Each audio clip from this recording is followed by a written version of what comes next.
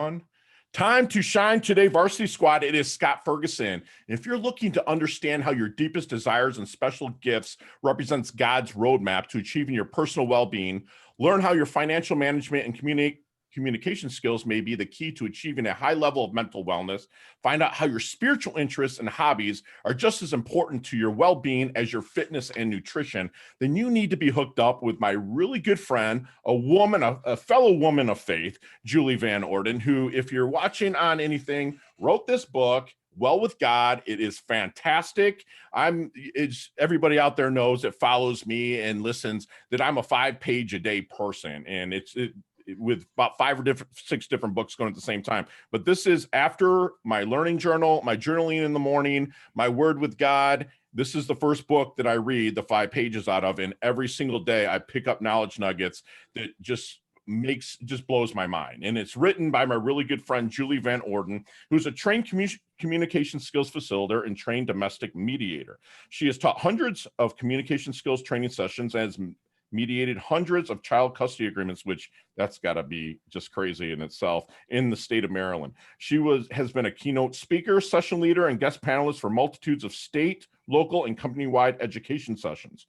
Julie co-hosted a weekly cable television show for parenting called Quality Time while living in the Florida Keys with her career military and fellow shipmate of mine, husband Dan. So, Julie, please come on to the Time to Shine Today Varsity Squad. Introduce yourself, but first, what's your favorite color and why?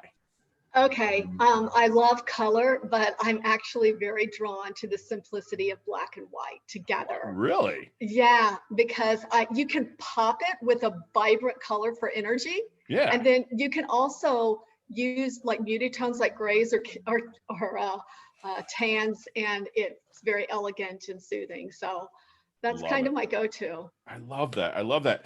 And so let's get to your origin. So you were a military wife then while Dan served. Okay. So you know about time apart and raising the family and keeping that all together. You were definitely a domestic engineer during that time. Well, let's get to the origins of Julie and then what led you in kind of the mediator and being an author and a speaker. Okay, so, well, I actually drank the wellness Kool-Aid when I was in high school. And I really kind of turned myself around from a little bit of a juvenile delinquent to recognizing that my choices had a lot to do with my outcomes.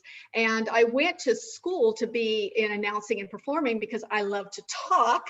And I thought that's what you do. You go be a broadcaster. And, I really had some dark times in college, and I dropped out and had to like really redefine myself and find myself, and things were going well at college. You can have everything looking good on the outside, but the inside, if you're not really walking, I think, your path, it can be very unbalanced, unsettling. And that's what happened for me. So when I went back, I changed my major to health science, ended up getting a health science degree and a master's in health administration. And I never had a book on my radar until 2018. And I was in a meditation session. Actually, I am a faith-driven woman and faith-based. Yeah. And I was literally praying about a situation at work with somebody that just like from the minute I stepped foot in the company just could not like me. And I'm an address things with people kind of person. Sure. And I couldn't even go there. And I was literally praying for her, because you're supposed to pray for people. Sure, absolutely. Even though they may not have felt like they earned it, but they've all earned it. So I was praying for her, and God laid this book on me, and I'm like, okay, I guess it's time. So it's an amazing book. I'm thinking I'm at page 70, 75, because again, I have this kind of exercise where I read 5 pages a day, and it kind of keeps my mind open to different things, and all of them are like things that help me expound and level up. And I just noticed that, squad, while you're listening, she's got, different pillars, if you will, physical, occupational, mental, intellectual, financial, environmental, and social. And I have the same kind of teaching with my clients, that it's almost like a jazz band, if you will, meaning like if one of these is out of tune, it doesn't sound so great. But what Julie does is she brings it all back to God. I love her footnotes throughout the book, squad, that have actual Bible verses.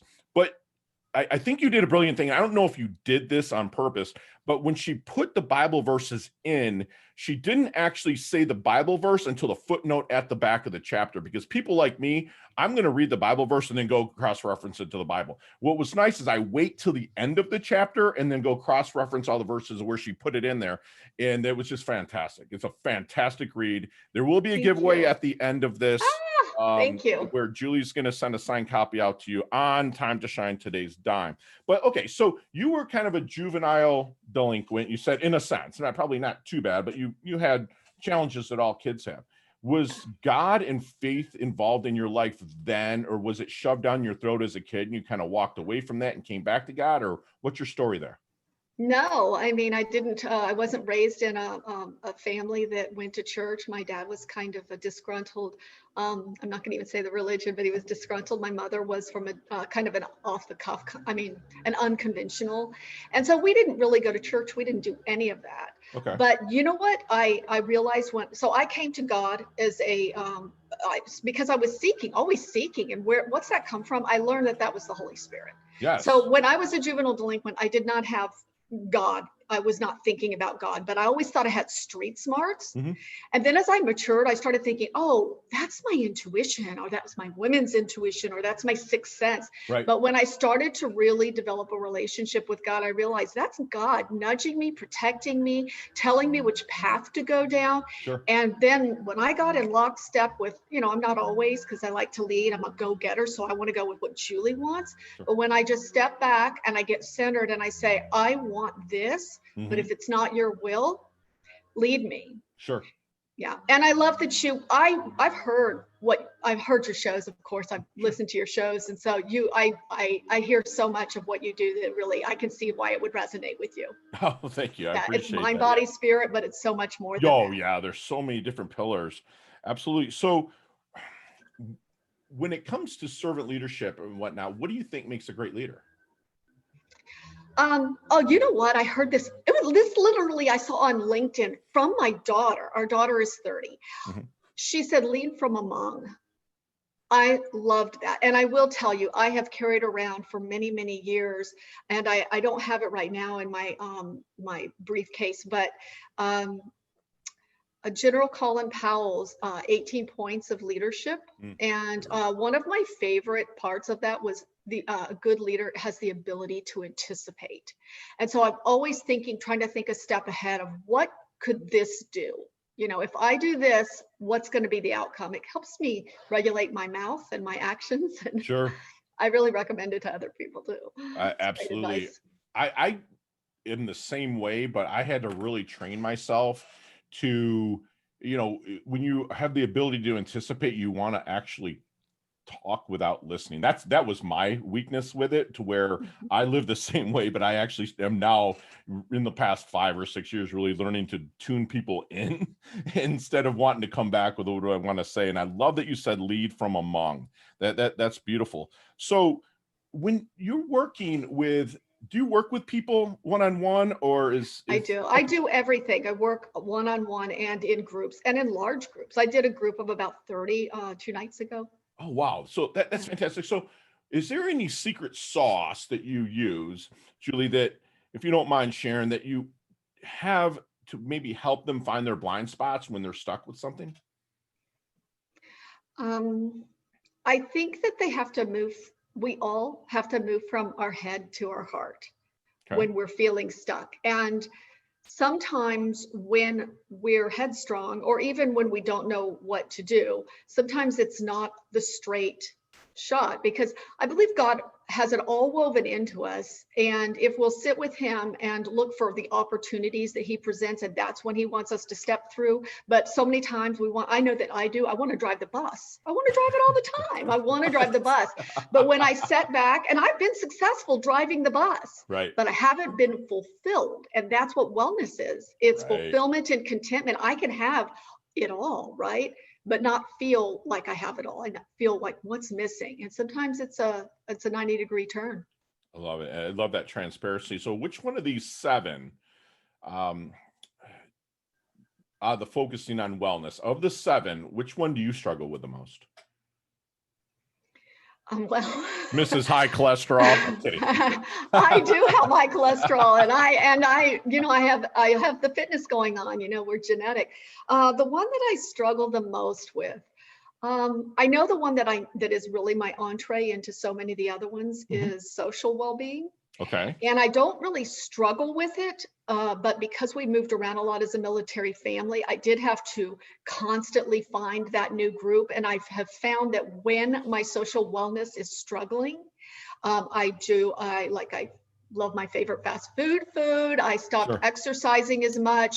I start feeling unsettled at work. I have to have a core group, and it's not like I'm always texting and talking. I just have to feel like I belong to a tribe. And it Yes. might be because of that nomad thing of moving around, being a military. And I wasn't just a military wife. I mean, before that, my dad was in construction, and it was a job that he moved around a lot. So Wow. we had never lived anywhere like more than 7 years, and 7 was a long stretch. Wow. And so I think it's that nomadic thing that makes, and I'm an extrovert. So quarantine has caused me some unsettling and a lot of introspection. And I think I've done really well with it, but I have not gotten my sea legs, so to speak. Right. But So, they're coming though, and you've adapted what, everyone's saying shift and pivot. I call it shivot. Everyone's kind of doing that during these times. And that's almost profanity. it's close. Shivot. Shivot, right? It's close. I So love it. was your family very supportive of you writing the book?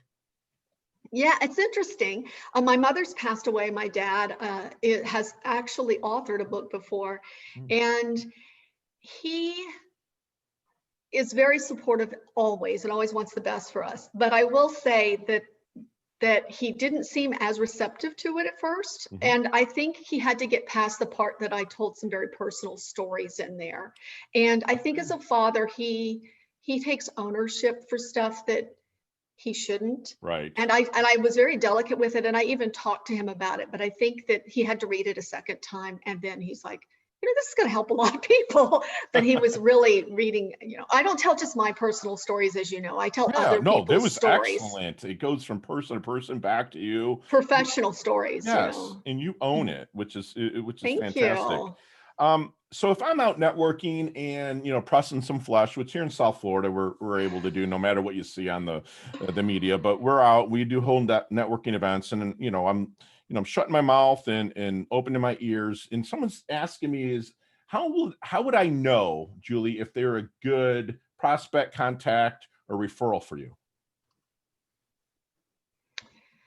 I think that, that's a really hard question, Scott, but I think that it doesn't really matter. I can't even say that there's somebody who knows God, because I didn't know God growing up, and I was open and receptive. I think that if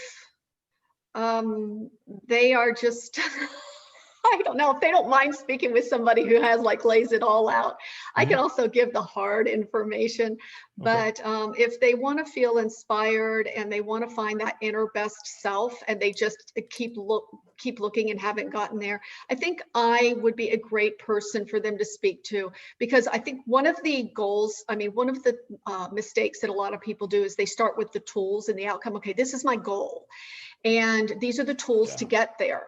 But that may be your goal, that story I said of Alexis, where she in the book, she was always comfortable with her weight, but it was skydiving and not being able to get down to 250 pounds, which was the rate restriction. It was really that her social network is what got her to her fitness. Love it. So we go straight to fitness stuff. We think always first about the tools for finances. Oh, let's open up a bank account, invest in a 401k. But sometimes our financial wellness or our physical wellness is found in another one of the dimensions, our avenue.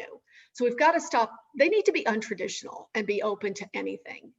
Wow. Exploring any part of their life. I love it. And then they want to start thinking, from their heart a little bit as well, and start pulling it up into their head. So what keeps you up at night, Julie? God. Yeah. I talk so much. And I'm thinking all the time when my head hits the pillow, I'm that person that goes to sleep immediately, but like 4 or 5 hours later, boom. You said When you're at the 5-hour mark, just like I am. And he will lay something on my heart like I don't know if it's dreams or what, but sometimes when I wake up, I'm like, okay, Yeah. now I get it. And he's laid stuff on my heart. So I think he wakes me up to say, okay, this is the direction. Sure. I know that sounds so weird, but it's the truth. I'm 100%. I mean, my squad knows it, and I've had people tune out from me, which is fine, but I'm a man of faith. And I was told by my mentor at my church here at Christ Fellowship is that, silence is God's voice. Like, people are afraid to sit in silence and listen to it. And like you said, but silence is God's voice talking to you. And that's what I ask people. I mean, if you're a meditator and you're not a person of faith, that's still fine. Still listen to the silence, because there's voices. To me, it's God, and again, I don't disrespect anybody else's beliefs, but to me, it's God. And that he's talking to me during those times of silence. And then all of a sudden it's kind of pulls into that intuition, and all of a sudden you start acting out. If you take action on, that's one thing I was going to ask you about, is there's a lot of talking to God in this book. Yeah. What is your, I don't know if you know who Andy Andrews is, but he's a Christian comedian. He wrote the book that changed my life. It's called The Traveler's Gift. Yeah. And it's the easiest way to say this. He really kind of brought to the surface that silence is God's voice, and that we need to be open and listening to it on a daily basis. And would you agree to that? Yeah, he nudges us. A lot of people think people are afraid of what traditional religion has shared with them. Sure. And so I think that's why folks get a little turned off, but really all of those great things that are inside of your God. And so when you don't really embrace God in whatever your faith practice is, you're not embracing yourself. I truly believe that the silence, even though it's hard to still your mind, is the best place for me to literally to meet God. I believe it's for others too. You've got to sit still with him and what impressions he puts on your heart. Absolutely. And so you saw the movie Back to the Future. I bring this up in all my one of my favorite movies. Okay, so let's go back in the DeLorean to the 22, 23-year-old Miss Julie. I don't know if it was Van Orden then, but let's go back to Julie Jones. Julie Jones. So let's go back to the J squared, the JJ. Let's go back to the 22-year-old Julie. What kind of knowledge nuggets, we call them knowledge nuggets here at Time to Shine today. What kind of knowledge nuggets are you dropping on Julie with what you've learned now? Yeah. So high school was great. And when I came out of high school, and during that time period you're asking about, that was the time that was a biggest struggle for me, from around age 19 to about 22. And I would just say the knowledge nugget I would want her to know, and I really want your listeners to know, the squad, is it gets better. And whenever you are having those valleys, that is where your greatest successes are going to come. So never give up. Never give up on God, but don't give up on yourself, because that's where you're meeting him. I love that. Those valleys, oh my gosh, there's a scripture I love, and I probably would hose it right now if I tried to do it, but it's really consider it pure joy, my brothers and sisters, when you face trials of many kinds. Love it. Yes, because it is through the testing of your faith that your resilience is built. And that's James, I think it's James 1, verse 2 and 3. Yep. I love that. I mean, even in what everyone knows, Psalms 23, he says, as I walk through the valley of the shadow of death, he doesn't say sit there and wail. He says, get moving. I believe that God is waiting on us. He's giving us what we have, and he's giving us the nudges, like you say. A lot of people, I'm waiting on God, give me an answer. Well, I think he's waiting on you to take action as well, and take action on that silence that you have. I love that you said that. So how do you want your dash remembered then, Julie? That little line in between your incarnation date and your expiration date. How do you want Julie's dash remembered? In between birth and death, I would really, there's a saying from Maya Angelou, it's not, people won't remember what you said, but they will remember how they felt. I would really like people to have felt inspired, and in themselves, not by me in my life, but I would really love to be able to impart information or wisdom that people will feel so good about themselves that they'll just want to thrive and live and have joy and find it, That and is, you're a living legacy. Come on, Julie. I mean, I know that's a big haul, right? it's okay to say. I'll say it for you. You are. I mean, I see you on your social. I'm so like, this book is just absolutely amazing. You're And so good. Thank you. you're very welcome. But it's, people, you've got to have that go-to. You have to have that somebody or someone in your life that, kind of do life with, in a sense, lack of a better term. And how does Dan help you out with that? Dan is like this. He is the steady of all our life, because I am the Energizer Bunny. I'm up, I'm down, I'm all over the place. Dan is a steady rock. I'm not kidding. You hear that all the time about, oh, he's my rock. He truly is. That man he's really my inspiration. And I want to tell you, so many times, we've been together 40 years. Wow. We've been married, it'll be 35 years in February, but we were together for 5 years before we got married. Wow. And he has always people like him because he's not that type A person. He's just a steady rock. I literally, one time when we were in base housing in Whidbey Island, Washington, a prank caller called in the middle of the night. And all I heard is him pick up the phone, because, it's before cell phones. And he's like, no, right? Really? He goes, I don't think so. No, that's not, no. He goes, I know that you don't want to do this, but, calling people. And he went into this conversation for 10 minutes. And I go, what was that?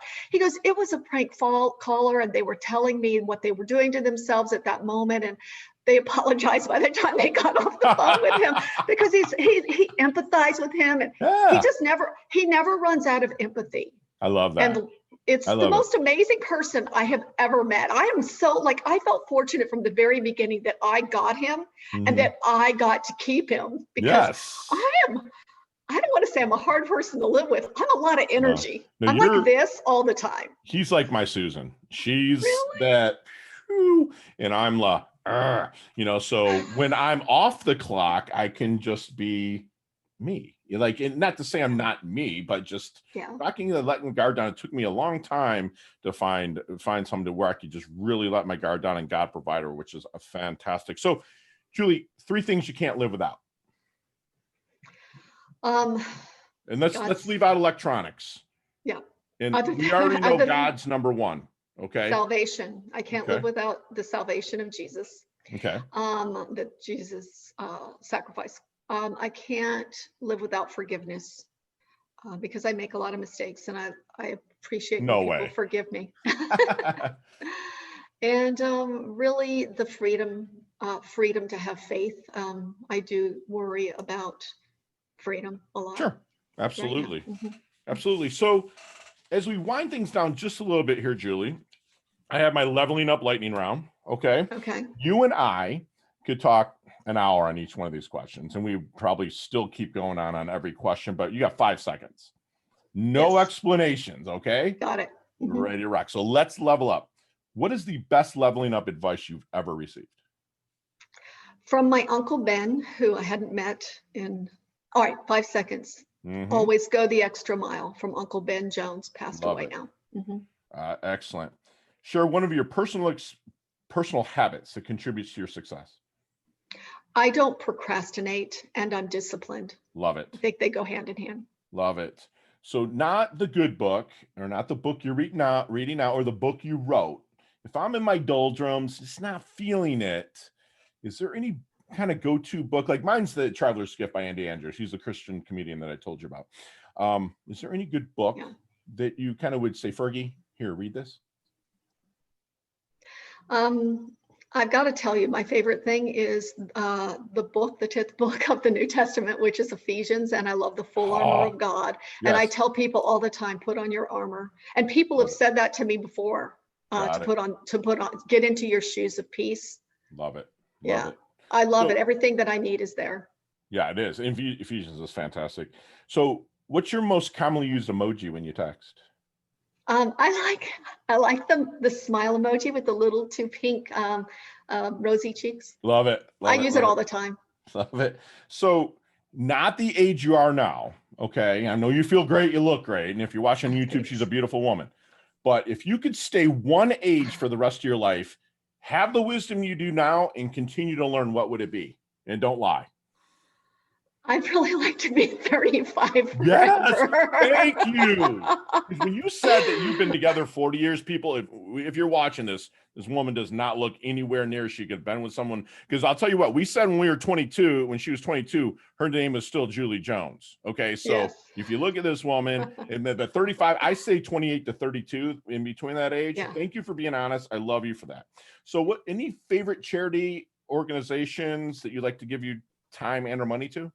Yeah, Dan and I actually contribute for years to Travis Manion Foundation. Okay. And we also, I started running with the team RWB, Red, White, and Blue team when I was in Houston. And so I love that organization. And then personally, as a business owner, I contribute to a new organization and sponsor of them. It's Treasured Vessels Foundation, which helps provide transitional housing to women in the North Dallas area or the North Texas area who have been rescued from sex Domestic. trafficking. Oh, Mhm. good for you. Yes. Thank you Mhm. for doing that.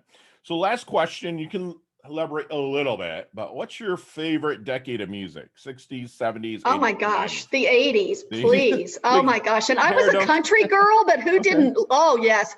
I'm a country girl, but who doesn't love Michael and Madonna? I know. Oh my gosh. It's so funny you say that, because the 80s was full of kind of one name people where you could say it.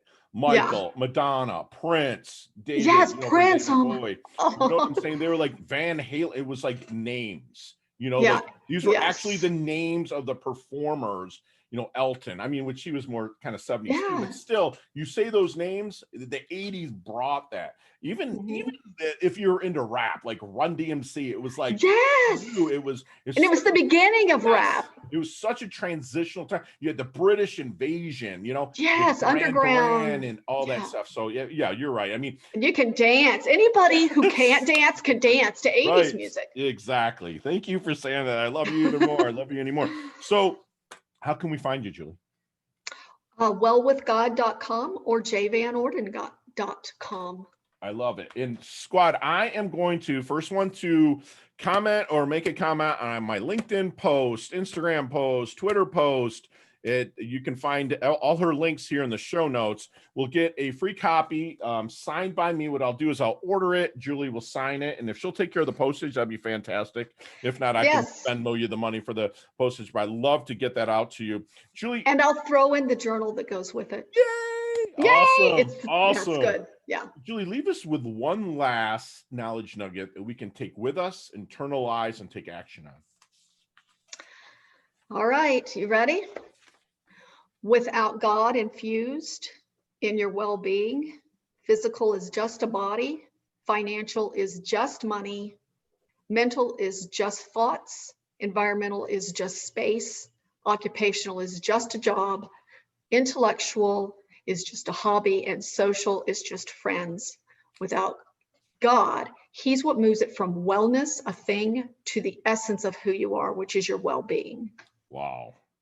So wellness to Well-being. well-being. Love it. Love it. And squad, you just had a free masterclass with my really good friend, Julie Van Orden, You. who's going to remind you to lead from among and also have the ability to anticipate. And anticipate means kind of shut up and listen and then formulate the response instead of reacting. If you're stuck, Mhm. you want to move from your head to your heart, Julie is the person that I'd love to introduce you to. She's going to tell Yeah. you to find your inner best self. And that is another introduction that I can make to Julie, because she can help you do that. And she's going to remind you, if you're stuck, it gets better. Valleys are in the valleys are your greatest successes. So like I always say, enjoy the journey no matter where you're at. You call on God to help you, give you that nudge to kind of push you through. And she wants you to feel inspired and impart wisdom to yourself by getting with God, reading what you really want to read every day that's going to help you level up, and also journal, which is very big with Julie as well. And you know what? Without God infused, in all the physical, occupation, mental, intellectual, financial, environmental, and social, you really can't be well-being. you need to infuse God in all 7 of those pillars to do that. And Julie does it. Julie's beautiful. She's humble. She's healthy. She's wealthy. I'm so glad that you came on. I'm so privileged you Thank came on. you. You are Thank you. amazing. Thank you so, so much for coming on. It Let's was, collaborate in the future. yes, it was my privilege anytime. Thanks, Julie. We'll talk soon. Thank you.